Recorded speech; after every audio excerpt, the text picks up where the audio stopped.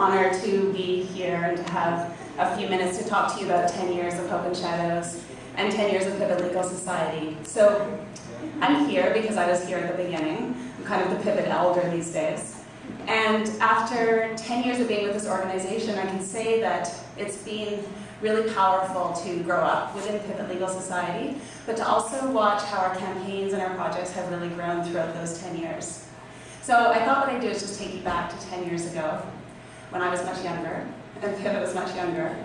And we were, brand new nonprofit organization, full of hopes and dreams.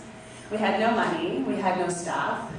We had office space that was this little sort of, little, I guess, hole in the wall in Blood Alley before that alley had really changed and the neighborhood had really started to change.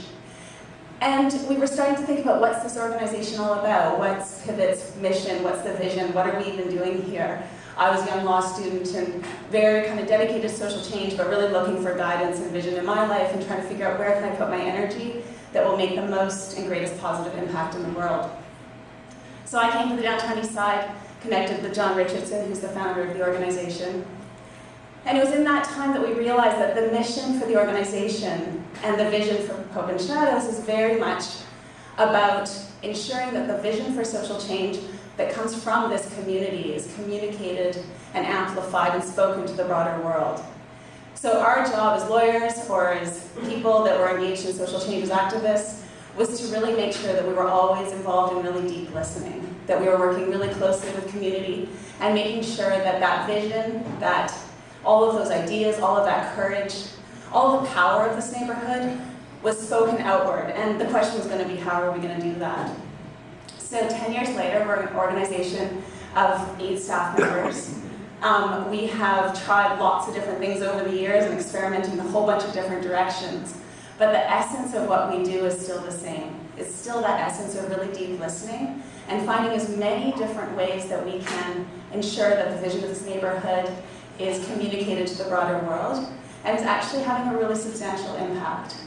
So we do that both through our litigation, which is kind of my corner of the organization, but we also very much do that through the project of Hope and Shadows. And I was thinking also about those early days and where did the whole idea for this project come from. And I remembered a really distinct meeting in those really early days, sitting at a bread garden, which was on Granville Street, and thinking about the idea of using both the law, using litigation, using reports and that kind of thing to create change. But also, what would happen if we provided a space for members of this community to share really different representations of their world? Because at that time, as it is still now, the representations out there were very much one of struggle and suffering. And we thought, our experience in this neighborhood has been very different. Yeah, it really is about struggle, and there's very much kind of a rising up that's happening in this neighborhood. But much more importantly than that, there's a deep love, compassion, commitment to social change, to values of compassion and dignity.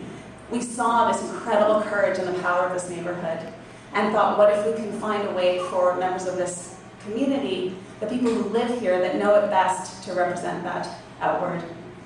So 10 years later, Hope and Shadows has grown into a project that was beyond anything I could ever imagine. And it's been a total honor to be side by side with the project, to watch it grow and become this really beautiful manifestation of what I think is really beautiful about this neighborhood. And it's those values of compassion and dignity and love. It's those deep connections that I think are between those of us that work here, but more than anything, those of us who live here. So that's my job, is to kind of take you back. Thank you all for being here today. And I also just want to thank Carolyn on behalf of the staff, and I'd like you to all join me to thank Carolyn Wong for being an amazing ambassador.